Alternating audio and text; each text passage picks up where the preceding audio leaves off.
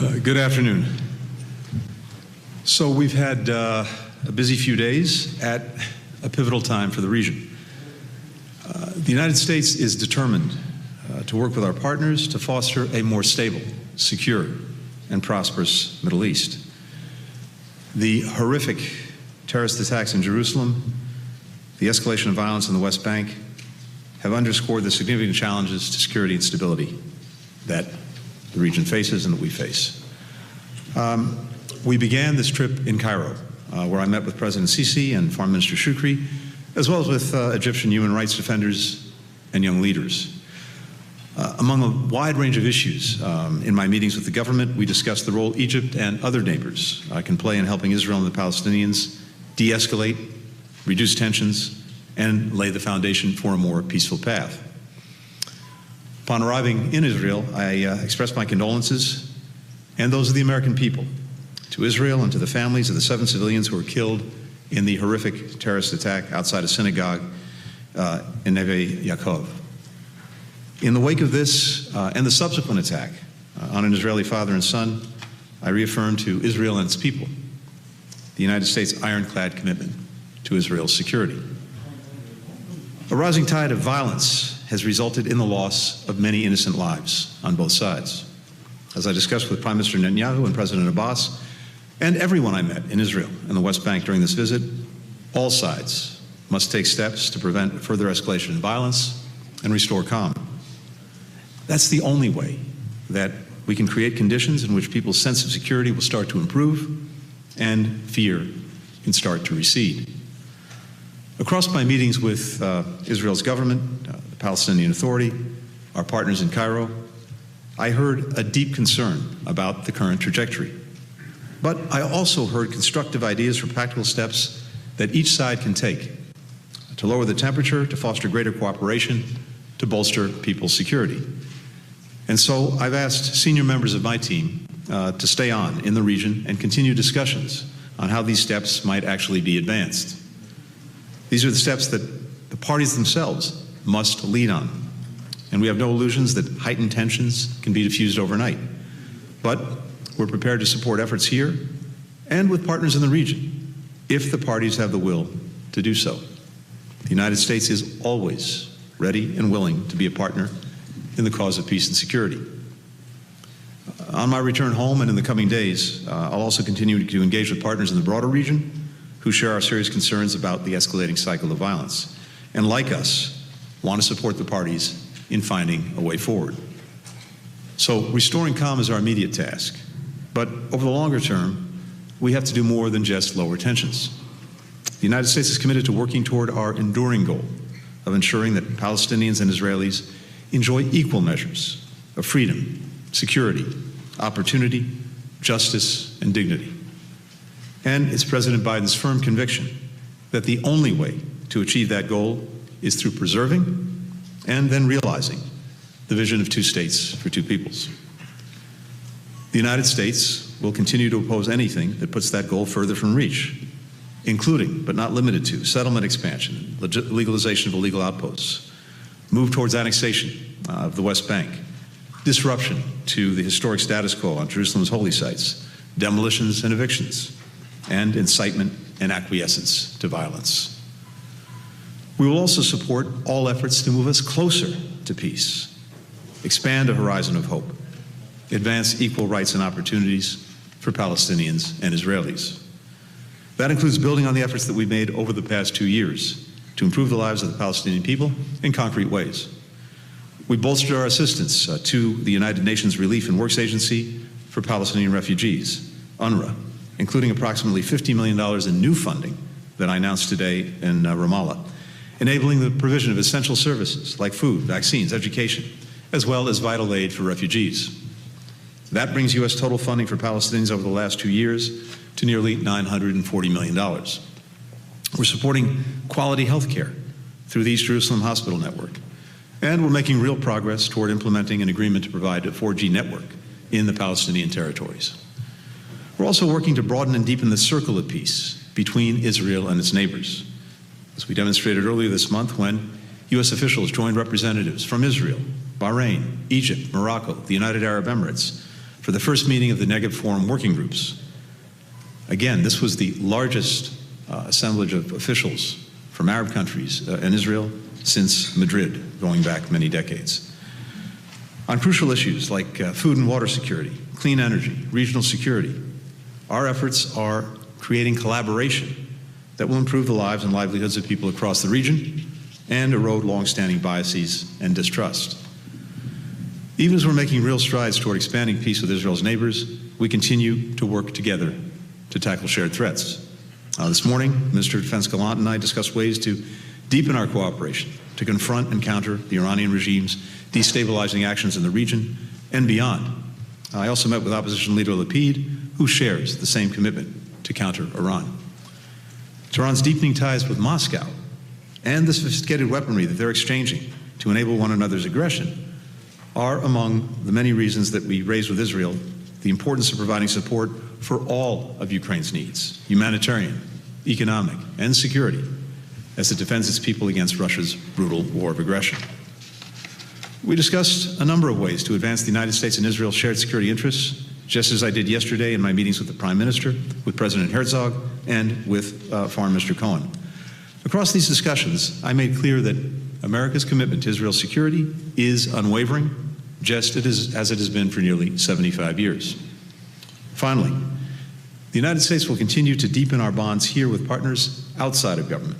Today, I had the opportunity to spend time with Palestinian and Palestinian-American civil society leaders, entrepreneurs, business owners in Dar es Salaam, who shared the vital work they're doing to improve the lives of their communities. And I started my day by hearing from a group of young Israeli leaders, Jews and Arabs, who are doing inspiring and critical work, from advancing LGBTQ rights and the rights of people with disabilities to building trust and ties between communities. These meetings were a reminder that the civil society in both of our countries plays an indispensable role in defending and strengthening the rights of people and principles at the heart of a free and open society, and helping people tackle some of their most pressing challenges. It's a reminder of how citizens are willing to continue to engage, to hold their leaders accountable, and to keep working to create the world that they and their communities want. They can count on the United States and a partner in all of those endeavors. With that, I'm happy to take some questions. We'll start with Tracy Wilkinson of the LA Times. Hi. Tracy. Thank you, Mr. Secretary. Thank you for taking this time, because I have had a couple of very busy days. We can all bear witness. You just mentioned the deep concern over the trajectory that you saw here. And in your meetings, both with Israeli officials and people and Palestinian officials and people, I wanted to dig a little deeper into that. Do you concur with, or at least understand, Israelis who fear that some of the actions of their new government threaten democracy here? And after meeting with Prime Minister Netanyahu, do you believe that he can and wants to preserve democracy? And on the Palestinian side, Palestinians are increasingly disillusioned with the two-state solution. Many have given up on it, convinced that Israel will never let it happen. Yet you continue to advocate it, as you just did a minute ago. After meeting with President Abbas, do you think he is the person to resolve the statehood issue, to diffuse the tensions, and to fight terrorism? In other words, do you have confidence in him and in the Palestinian Authority? Thank you. Thanks. Let me take the second part of the question first, and then come to the first part. Look, as always, we're focused on the policies that governments, administrations pursue, not individual personalities, and so we're focused on what the Palestinian Authority is doing, both to work to improve the lives of the Palestinian people, as well as to engage responsibly with Israel on, first and foremost, diffusing the current situation, the current cycle of violence, reducing tensions, not escalating them, calming things down, not ramping things up. That is the immediate focus. And I heard both from Palestinians, including President Abbas, as well as from Israelis, some ideas for how we can move that forward, which is why I asked some of my colleagues to stay behind to support the efforts that are being made to calm things down. That's really the first order of business. And my hope is that if that succeeds, then we can look to both sides to take some positive steps to try to rebuild confidence, rebuild trust, and that in turn lays the foundation for, at some point, pursuing two states. But I think in this moment, the most immediate challenge is, as I said, diffusing the cycle of violence that has people here first and foremost, but around the region, deeply concerned. As I said, the President Biden remains committed to and convinced of the importance of a two-state solution, but one step at a time. We have to focus first on making sure that Israelis and Palestinians diffuse the current situation, and then start to build some positive steps into their relationship. With regard to the first part of the question, and I think you heard me address this yesterday. The relationship that we have with Israel is based fundamentally on shared interests and shared values, and it's been that way for 75 years. I spoke about some of those values yesterday, including, of course, respect for human rights, equal justice under the law, equal rights for all, the rule of law, free press, a robust civil society. And as I mentioned, I had an opportunity to engage with some representatives of civil society just today. And to be sure, Israel has a very robust civil society. And we've seen that in recent days. And again, I saw that today in my own meetings. With regard to the proposed reforms, there's clearly a very vibrant debate that's going on, a discussion that's going on in Israel. And these debates are a very healthy part of a vibrant democracy. In fact, they're unique to democracies.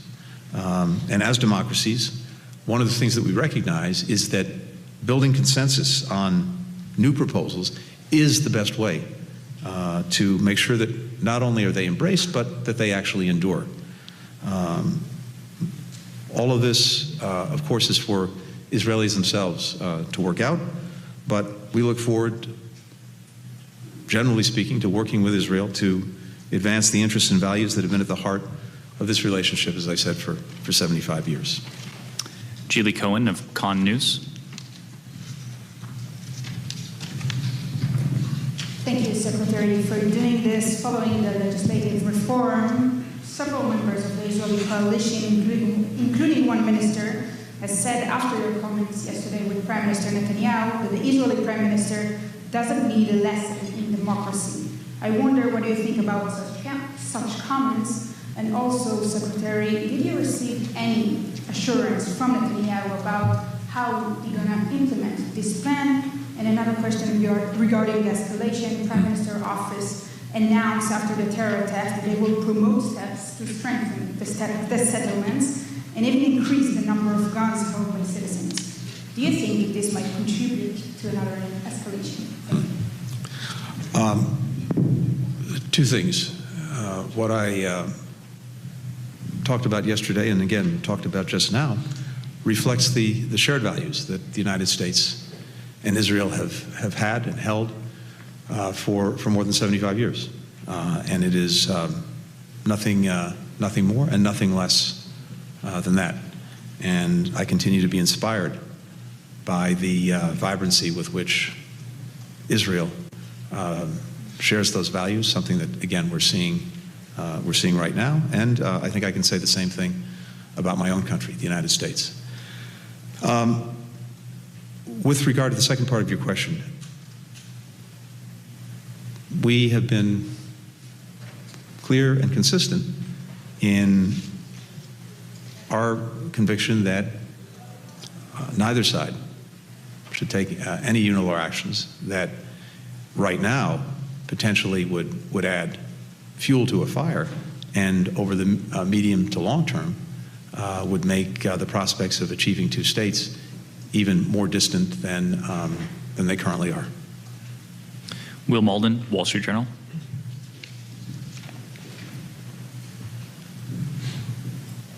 Thank you so much for doing this. I wanted to ask you your meetings with Prime Minister Netanyahu and Mr. Gallant, if any new issues of overlap came up in the issue of Iran, any new ideas for U.S. policy after the failure of the JCPOA talks to make headway, and did you express support to those two about their efforts to target Iran's hardware for delivery of maybe nuclear bombs or for cooperating with Russia militarily? Also, just wanted to ask you a Palestinian question. You think you made any headway here? You said you had some ideas that were there. Would you like to share any of those with the press and the American public? Thank you.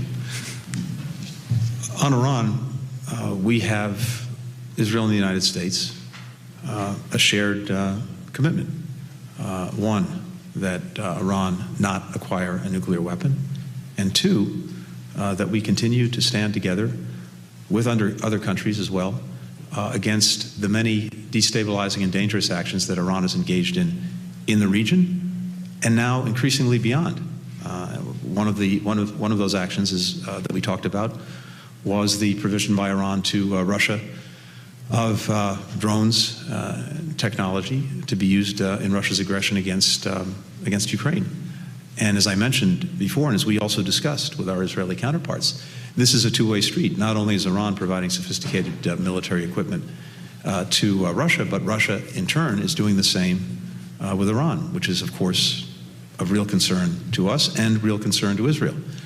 So we continued what has been an ongoing discussion of ways that we can continue to work together, collaborate, and not just us, with other countries, in countering the malicious actions that Iran is engaged in, whether it's in this region or beyond.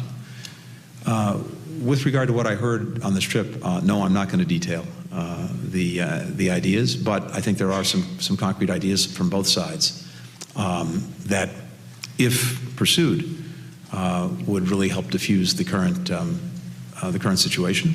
And it's why I asked some of my colleagues to stay behind to support the efforts that both parties are making to try to get to a better path. It is fundamentally up to them. They have to work together to find a path forward that, as I said, both diffuses the current cycle of violence and I hope also leads to positive steps that each can take to build back some trust, to build back some confidence, to help make material improvement in people's lives, to foster a greater sense of security for Israelis and Palestinians alike. That will take time. The immediate task, as I said, is to diffuse this cycle of violence, and if both sides are genuinely committed to it, I think there's steps that they can take and that we heard from them that would help achieve that. We have time for a final question from Lana Kamla.